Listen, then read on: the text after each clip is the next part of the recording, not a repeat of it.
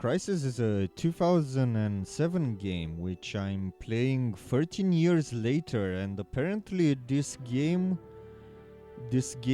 action will happen on the 7th of August. So well, technically I could have waited for the 7th of August to post this review or make this review then, but I was like, no, I've played it now. I didn't play this video game because of the new announcement that they made for a remaster of Crysis. I was like, I just want to play it so I can get to Crysis 3, which is a game that I got to play it I think in 2015 at a friend's home, because the system that I had back then I couldn't handle the maximum gaming that Crysis 3 had. So now I'm like on my road towards the final game. It's nothing to do with the remaster announcement, and from what I've seen in the footage, the remaster, from what I've seen, will look like just a standard game. It won't look like Crysis that had like one of the most impressive graphics showing that I've ever seen in a video game. And 13 years later, this game, Crysis, I think I first heard about it when it was first released in 2007, when I wanted to buy my first gaming PC. And at first I was like, when I went to the guys to buy my new PC, I was like, hey guys, so will this system be able to play BioShock? And the guys were you shouldn't ask yourself if it will be able to play BioShock. You should ask yourself if it will be able to play Crysis, because Crysis has the most impressive graphics in 2007. And yes, this was true. I was so surprised when I finally got my first gaming PC, and every time I did an upgrade to that system, I bought a new video card and another video card.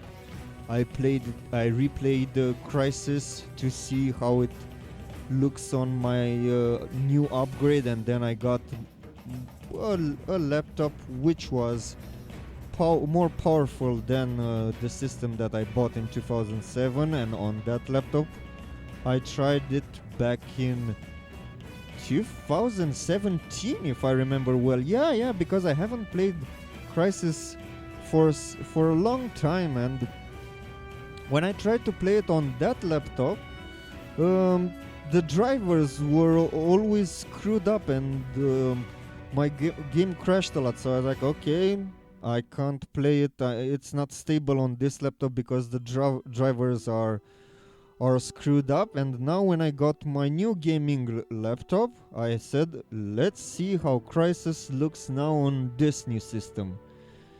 And I have to admit that Crysis is one of those rare games that is future-proof. Now in 2020, it looks so much different, and it still looks impressive. Well, sometimes up close you can see some bad textures, but still this game looks impressive, even in 2020, the year that the action of the game is supposed to happen. And when I first played Crysis, and now when I got to replay it, I still have the same feeling when I started the first level, which is called Contact. When I first get to land on that beach in Korea, and you first have to get acquainted with your suitability with maximum speed and maximum strength and maximum defense and cloak. when I have to get used to those, it's always intimidating, and by the moment that I get to some of the later levels, I'm like a pro, and you'll see in the gameplay that I'll show how much I change my gameplay style from the start when I'm scared to tackle those free enemies that are at the start of the level. One, if I remember, always I try taking him out with my sleeping dart. So it's such an interesting constructed game because it knows how to get you used to the suit's abilities and to the gameplay. And even back in 2007, this game had like the gameplay that a lot of shooters will adopt. Well, when it was released, a lot of shooters already kind of adopted this style of gameplay. Like you could also see in Call of Duty Modern Warfare and in Stalker Shadow of Chernobyl. You could already see this kind of gameplay, first-person shooting gameplay.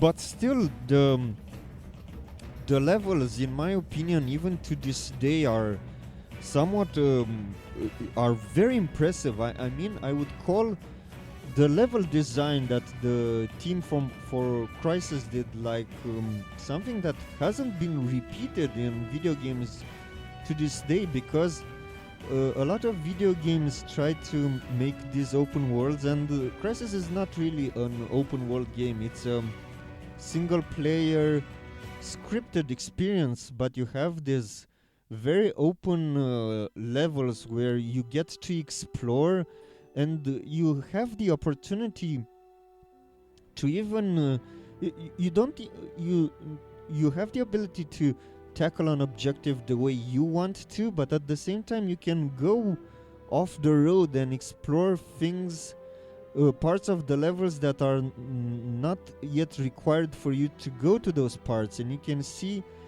those parts of the levels without the scripting starting to take effect, and still they look very impressive.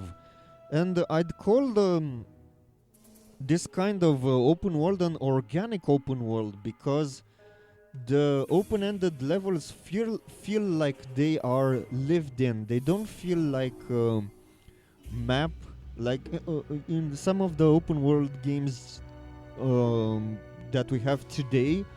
They feel like a playground for you, like something like an horizontal level design that you just have to go to this point and this point and just to accomplish the tasks that you have. But in Crysis, it feels so organic, and the way that you can tackle the missions, for example, I think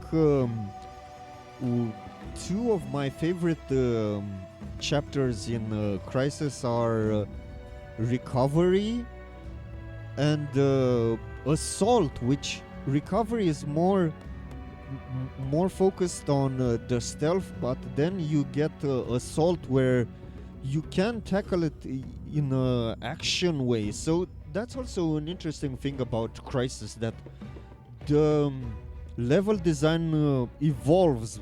Some people have criticized the game that from start to ending it becomes somewhat of an action game. But in my opinion, it's kind of a crescendo of the events that are happening during the game, because Crysis is about an alien invasion, and yeah, it's kind of hard to be stealthy when you have aliens that are not only invading this island, but also they are changing the way the island looks like, and you don't have the option anymore to go stealth in a barren icy land. And these things I really liked about it, because well, when you get used to your suit strengths, you get to start like a somewhat of a ballet, and you can usually, when I played the the stealth levels, I would go from proning to being to using cloak. Then when my cloak would drain, I would go to maximum speed so I can still crawl a little faster to the next bush, and then I would get to maximum armor. And you kind of get to do your own style of playing in the gameplay, and it's very good. I would say that they adapted the gameplay style to stealth to action. So in my opinion, the crescendo in the level design is very natural. Yeah, there are some problems when they get to the Ceph, the alien species, that it kind of loses a little its Predator feel. I also saw some of the influences in Predator, especially when there is a part in I think it was Relic. Well, there was that level where you have to go back. You have to go to a direction and follow Prophet, and there was like a barrage of soldiers that wanted to shoot at the vegetation, and that reminded me a lot of that scene from Predator when they started shooting at the vegetation to kill the Predator. So yeah, the influences are there, and plot-wise, Crysis reminded me a lot, like this expression is used a lot, it reminded me of a B-movie, but for me it reminded me a lot of like an American action movie, which clearly the German developers of Crysis were maybe influenced by American movies, or they were thinking like, okay, we want to give this video game a mass appeal, so we're gonna put in an American action style militaristic plot to this game, because the main character is basic. He's like a brickstone. He's just there to follow orders and save the day. The more interesting characters of the video game, I think it's Prophet, which you get like Prophet and Psycho, and the game developers, I think they knew that because they gave each of these two characters separate video games in the Crysis universe, and they didn't use Nomad anymore in the franchise. One of the negative sides of the game, I'd say that the facial animation of the characters hasn't aged that well. If I remember well, when I played it in 2007, I was very impressed how Prophet and Psycho looked up close, especially in cutscenes. But now their facial animation isn't that fluid anymore. It's kind of strange. But still, the destructible buildings are still impressive. I mean, there are parts where you can destroy buildings with pieces of furniture and with your weapons, and that I haven't seen before and after Crysis. This is the interesting thing about this game. Even when you kill the enemies, you can't walk through them. You have to take them into consideration, that they become like a part of the environment they kind of become like part of the earth, and then you have to vault over them.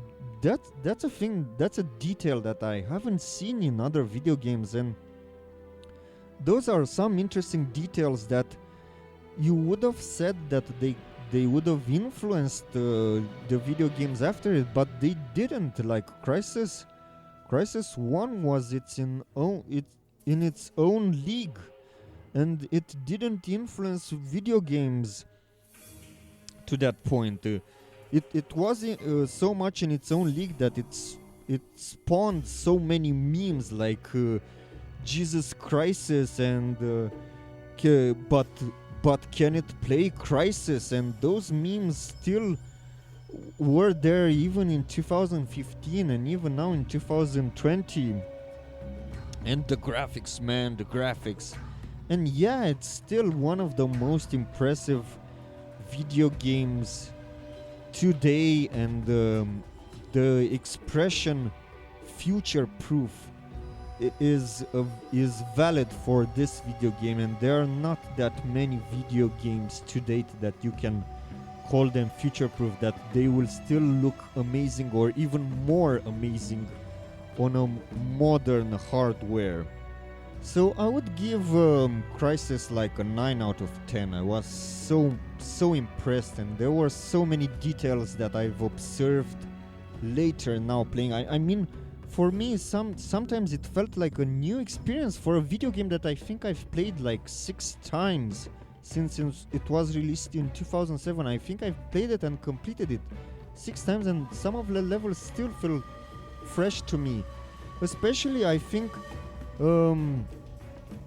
the core level also is still one of the most amazing levels that I've seen in a video game. And Paradise Lost, when the whole environment freezes and you can see that mountain with the huge alien ship that starts crumbling, that starts escaping from the mountain, that is some impressive scenery that you have in a video game. And those levels, and yeah, I mean, the core looks amazing. And Paradise Lost, the way they can render ice in this video game, no, it's still one of the most amazing video games I've ever played. Another bad point for this video game is, so in some points of view it felt a lot of primordial, a lot of primal, the video game, the graphics. I mean, they kind of polished it a little. In Crysis 2 you could feel the polish, and some options lacked in this video game, like crouch toggle, which some points of view kind of bother me, but at the same time I kind of understood the decisions that they took. And I remember that the levels that frustrated me the most, I think, was Onslaught. Yeah, that level is frustrating, and I think even the game developers realized it, because they put through the level other tanks that you could drive, because they saw that no player can take the tank from the start of the level to the end of the level. Yeah, that was frustrating, and I had to at some point to not play with the tank anymore and just go on foot. But still, it was interesting. And also at the VTOL level was very strange, because the VTOL was regenerable. So I was like, why didn't you do that at the tank level? Why didn't you do that on Onslaught, and you did this on the VTOL level? But still, even when I said that it felt like a tech demo at some points, like a tech showcase, the VTOL level and the tank level felt like they wanted to show other game developers, see, our engine can do tanks and planes. Maybe you can do your own tank sim game or your own plane sim game. And the driving of the vehicles is amazingly done. So yeah, this game does so many things so right. So yeah, 9 out of 10 is very well deserved for these video games. In some points of view, it kind of reminded me a little of Avatar, but Avatar, when I saw it like 11 years later, I was still impressed by the tech, but it didn't give me the same experience that Crysis gives you when you are there, you are in the feet of the protagonist and you are exploring this world. So that's why for me, like, Avatar is an 8 and Crysis is a 9 out of 10.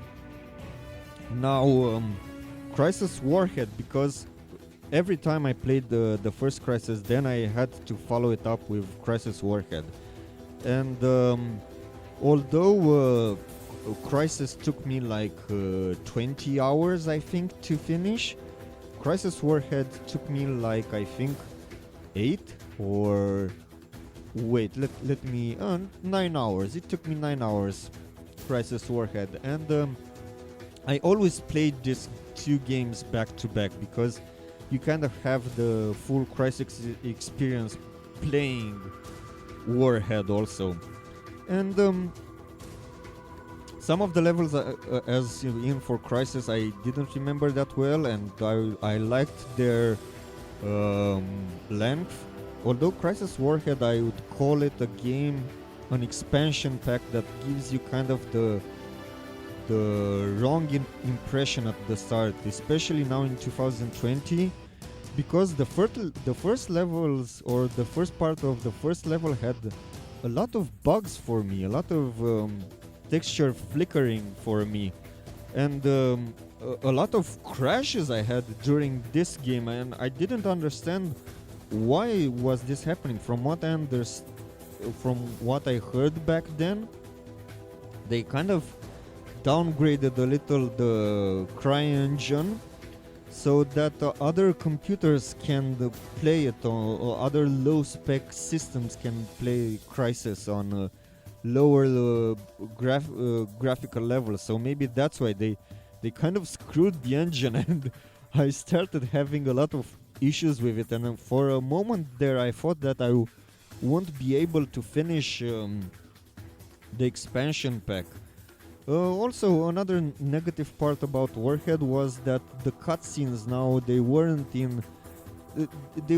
that very well implemented like the ones from the first video game. Like the first one, all of the cutscenes were happening in a first-person point of view. Now they were happening in the third person. They were trying to be more cinematic, and from some points of view, I think they were trying to copy a little the Call of Duty formula, because there is even on rails section, I think they call them, when you're behind a truck and you just shoot the enemies that you have in front of it. So this is again an example of how the developers were trying to showcase their engine, but at the same time they were adapting to what they've learned from their first game, because their first game didn't sell that well because a lot of systems couldn't handle the graphics.